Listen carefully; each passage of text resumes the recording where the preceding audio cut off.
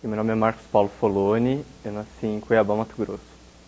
Logo desde pequeno, meus pais se separaram e eu mudei com minha mãe e minha avó e meu avô para uma cidadezinha muito pequena do interior do Paraná, chamada Astorga, uma cidade com 25 mil habitantes. Era uma cidade muito pequena. E eu tive uma infância assim, como antigamente, sabe? Eu corria muito, eu era uma criança muito tímida. Eu corria, brincava e adorava me enfiar no meio do mato e ver tudo aquilo. Eu tive aquela infância bem tradicional de televisão, ficar comendo bolacha e assistindo programas da tarde, era tudo muito bom. Quando eu tinha 10 anos de idade, eu mudei para São Paulo e foi aí que foi um grande baque para minha vida, porque eu estava acostumado com toda aquela inocência que o interior ainda preserva. E eu cheguei nessa cidade e era tudo muito, talvez, hostil. Só que com o tempo a gente vai se adaptando a tudo isso. Um grande baque para mim nesse meio tempo foi quando eu tinha 13 anos de idade e foi quando eu me vi, eu estava tendo um ataque fulminante de dor no estômago, não estômago, mas na região abdominal, e quando eu vi eu estava com pedra na vesícula. Eu acho que isso me marcou muito porque eu acho que eu nunca tinha sentido isso, assim, parado e me ver no chão, não conseguindo falar de dor. E daí foi. Eu era traumatizado com o hospital, eu odiava o hospital. E tudo aquilo me deixava com pânico. Quando eu fiz a cirurgia, acho que foi um momento muito engraçado, assim. Eu lembro que eu estava tentando ficar calmo, acima de tudo ficar muito calmo, mas eu me vejo na hora da anestesia, eu na cama, onde eu estava na cama de anestesia, com já o soro, eles já dando anestesia e me colocaram um sonífero, aquele gás. E eu ficava respirando aquele gás e pensando, nossa, eu vou dormir. Nossa, esse negócio não tá fazendo efeito, né? E quando eu vi, apaguei, eu só consegui entender tudo o que tinha acontecido quando eu tentei levantar da cama e eu senti os pontos. Acho que foi um momento, assim, que marcou muito a minha vida. E a anestesia geral, quem passou entende, assim, foi... Você sente um barato, não vou falar que não. Um amigo meu, ele me visitou no momento enquanto eu ainda estava internado, eu virei pra ele, assim, e falei, nossa, o cabelo tá azul. Nossa, o cabelo tá azul, né? Não, não tá. Não, tá azul, eu tô vendo, tá tudo azul. Bom, acho que foi essa sensação, assim, que é única. Eu acho que eu nunca mais vou ver o cabelo azul de ninguém. Muito depois disso, na verdade, eu me vi no colegial. Eu fazia como aulas extracurriculares, aulas de astronomia, química e física para as Olimpíadas, umas coisas meio muito aleatórias, mas eu gostava muito de artes também. E quando eu cheguei no terceiro colegial, eu falei, nossa, eu não quero mais isso. Eu quero voltar a estudar humanas, quero voltar a estudar história, quero me focar mais com isso. E eu prestei publicidade. Só que no dia do vestibular eu fiquei com cachumba.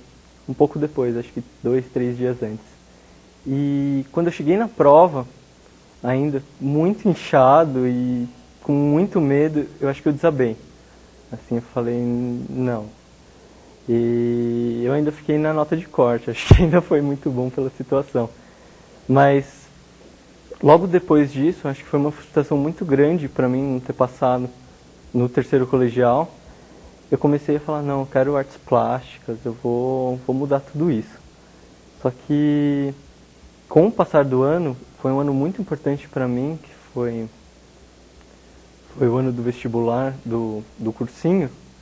Eu comecei a voltar a gostar das ciências biomédicas, que era uma coisa que eu comecei a descobrir até que eu tinha trauma, e eu comecei a descobrir gosto por isso. E, em paralelo, uma parte muito forte em humanas, muito forte em artes, em português, em tudo aquilo que representava as artes, e eu acabei vendo que no final eu queria publicidade, novamente. Passei por muitos cursos, queria publicidade e também biomedicina. E foi foi um momento muito engraçado, assim, porque falei, eu quero os dois da mesma forma. Um pouquinho antes, acho que foi uma semana antes da inscrição da FUVEST, eu ia prestar publicidade aqui na USP, eu vim na USP das Profissões. É um tipo de uma feira, um dia que eles fazem com palestras para explicar as profissões para os vestibulandos. E eu vim na de publicidade. E foi muito engraçado, porque eu ouvi alguns professores falando sobre publicidade, eu tinha pesquisado muito sobre o assunto. Eu falava, tá, ok. E eu tive a apresentação da ECA Júnior, a empresa júnior da ECA aqui da escola. E vieram 13, acho que 10 diretores, a ECA Júnior é dividida em várias diretorias, e a maioria delas, ou pelo menos o que eu achava, era de publicidade. E cada um explicou, não, eu faço marketing, isso é marketing, eu faço criação, isso é criação. E tinha uma menina só de publicidade, de relações públicas, e uma menina de turismo. Quando essa menina de relações públicas, ela falou o que ela fazia, eu falei, nossa, tá aí, um curso legal. E em uma semana eu mudei de ideia.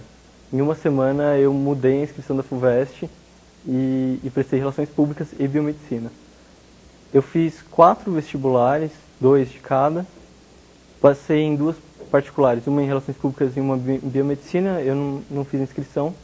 Prestei Unifesp, Biomedicina e USP, Relações Públicas. E eu gostava das duas coisas com a mesma intensidade. Eu falei, é o momento de levar para o destino. E o destino não me quis como biomédico. E eu acabei entrando na USP em Relações Públicas. E foi uma coisa que eu acho que eu não me arrependo de maneira nenhuma, assim. Eu me identifiquei com o curso e é isso, assim, que eu preciso para a minha vida. Bom, eu não tinha visitado a ECA muitas vezes. Eu visitei a ECA só uma vez antes de entrar aqui na matrícula. E eu achei tudo isso muito mágico. É muito engraçado, porque a ECA é muito segmentado. Você tem o prédio de jornalismo, o prédio de relações públicas, publicidade, o prédio de artes cênicas. São mundos muito diferentes. São universos muito diferentes.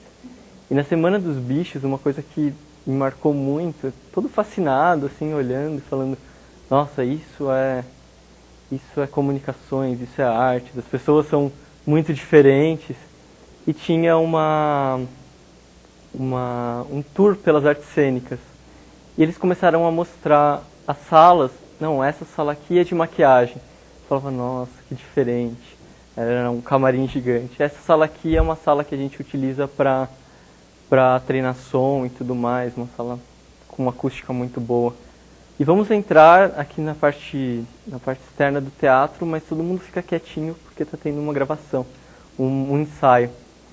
E quando todos aqueles bichos entraram, foi muito engraçado que a gente viu um monte de gente pelada em cena, imitando animais. Eu olhei aquilo e a primeira sensação que eu tive, falei, nossa, aqui é realmente mágico.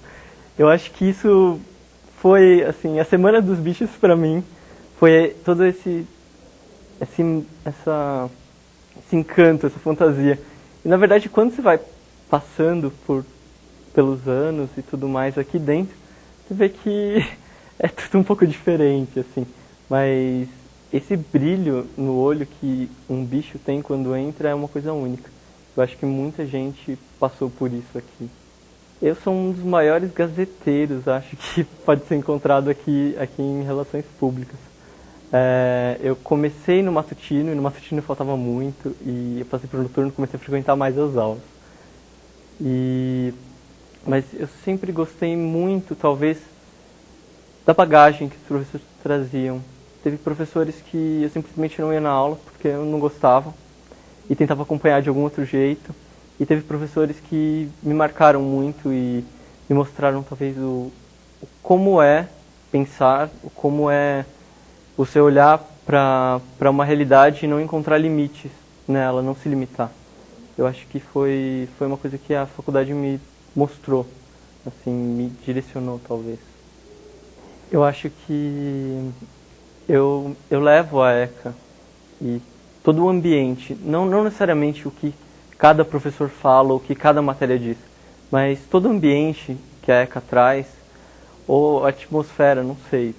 Aquilo eu levei pra mim em cada entrevista que eu fiz de emprego. E no meu primeiro emprego, eu acho que eu tava morrendo de medo, assim. E eu trabalhei com mídias sociais. Então, muito da minha experiência que eu tinha mexendo no computador, assim, na folga, aquilo eu levei para a vida profissional. E como profissionalizar isso, eu talvez tenha sentido um pouco mais com argumentos que aqui eles te preparam para isso. E eu acredito que, assim, não seja um momento de falar eu vou seguir tal caminho ou tal caminho, ou ainda estou no começo de tudo, eu ainda vou tentar muitas coisas. E essa pluralidade talvez seja algo que aqui eles talvez pelo menos falem, não tenha limite. Não não seja um quadrado, né? Apesar que a gente tem muitas experiências de pessoas quadradas por aqui, mas talvez até seja um incentivo para falar, nossa, eu não posso ser assim. Mas acho que a vida profissional a gente vai levando e sempre tendo em mente assim que nada precisa ter um limite. Bichos da ECA ou pessoas que pretendem entrar nessa universidade, pense primeiro, tente se conhecer antes de entrar aqui. Não precisa ter uma certeza. Ah, eu quero relações públicas. Eu acho que quando você entra aqui, muita gente não sabe o que é. Eu acho que a gente acaba aprendendo mesmo o que é relações públicas, o que faz relações públicas, a partir do segundo ano. E depois disso você acaba vendo que relações públicas não importa, você vai aprender comunicação. Você é mais do que isso, e isso nem ao certo é alguma coisa. Então, mas veja principalmente o que você gosta, o que é importante para você. Se você gostar de comunicar, se você gostar de relacionamento, se você gostar de entender o sentimento das pessoas, siga esse curso. Acho que é essa a mensagem. Assim, não precisa saber falar bem, não precisa... Eu tenho pânico em falar em público, por exemplo. Não precisa saber falar bem. Você tem muitos outros segmentos para ir. Você pode ser um outro tipo de profissional. Mas se você gostar de sentimento, gostar de relacionamento, eu acho que pode ser um caminho certo. E aqui eles vão fazer com que... você faz. Mas pelo menos você vai entender, pelos exemplos bons e ruins, o caminho que você deve trilhar. Acho que seria mais ou menos isso.